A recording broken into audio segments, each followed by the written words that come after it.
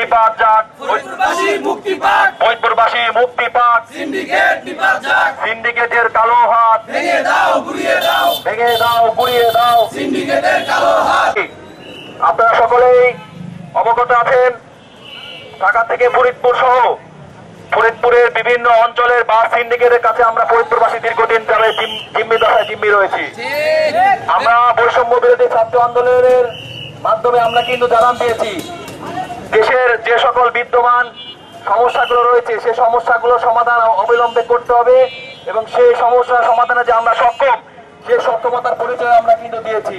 আমরা ফরিদপুরের সর্বস্তরের জনগণ আজকে আমরা এই ফরিদপুর জেলা প্রশাসক কার্যালয়ের সামনে এসে উপস্থিত হয়েছি এবং জানান দিতে চাই, এই এক সপ্তাহের মধ্যে বাস ভাড়া কমানো এবং এই সিন্ডিকেট যদি একপাক্ষিক ভাবে সিন্ডিকেট নিপাত করা না যায় সেই ব্যাপারে আমরা আন্দোলন গড়ে তুলবো। আমরা জানি যে ফরিদপুরের যে গোল্ডেন লাইন যে বাসটা আছে, দীর্ঘদিন ধরে এই বাসটা কোনো বাহিরের কোনো বাসকে আসতে দিচ্ছে না, বা ফরিদপুর থেকে ঢাকার উদ্দেশ্যে অন্য কোনো বাসও যেতে দিচ্ছে না ঢাকাতে। আবার অপরদিকে সরকার নির্ধারিত ভাড়ায় তারা চলাচল করছে না, স্বেচ্ছাচারিতা আচরণ করে তারা। তো এটার জন্য মূলত আজকে আমাদের এখানে উপস্থিত। সিন্ডিকেটের কালো হাত ভেঙে দাও গুড়িয়ে দাও, ভেঙে দাও গুড়িয়ে দাও, সিন্ডিকেটের কালো হাত, সিন্ডিকেট নিপাত যাক। ফরিদপুরবাসী মুক্তি পাক। ফরিদপুর বাস মালিক সমিতি থেকে দীর্ঘদিন যাবৎ একটা পরিবহন নাম উল্লেখ করে বলতে চাই, গোল্ডেন লাইন। বিশেষ করে এই গোল্ডেন লাইন কিন্তু একক আধিপত্য বিস্তার করছে ফরিদপুর জেলা, ঠিক কিনা? এরা সরকার নির্ধারিত যে ভাড়াটা আছে সেই ভাড়াটা তারা নির্ধারিত না করে তাদের মন গড়া, তাদের সমিতি থেকে ইচ্ছাকৃতভাবে তারা স্বেচ্ছাচারিতা আমাদের সাথে করতেছে। তবে আজকে আমরা বলিষ্ঠ কণ্ঠস্বরে বলতে চাই, ফরিদপুর জেলা কার্যালয়ের সামনে থেকে এক সপ্তাহ আমাদেরকে আলটিমেটাম দেওয়া হলো, এক সপ্তাহের মধ্যে আগামী মঙ্গলবারের মধ্যে যদি ভাড়া যদি না কমানো হয় তাহলে আগামী মঙ্গলবার ফরিদপুর জেলা প্রশাসকের অফিসের সামনে থেকে আমরা কঠোর থেকে কঠোর অবস্থানে যাবো ইনশাআল্লাহ। ধন্যবাদ সকলকে। দীর্ঘদিন ধরে আমাদের এখানে বাস সিন্ডিকেট খুব মারাত্মক আকারে একটা পরিবহনে, আমরা যদি নাম উল্লেখ করি সেটা গোল্ডেন লাইন, সেটা দীর্ঘদিন ধরে এককভাবে ব্যবসা করে যাচ্ছে এবং অন্যায়ভাবে ব্যবসা করে যাচ্ছে। অন্য ব্যবসায়ীদেরকে বঞ্চিত করছে, যাত্রীদেরকে হয়রানি করছে।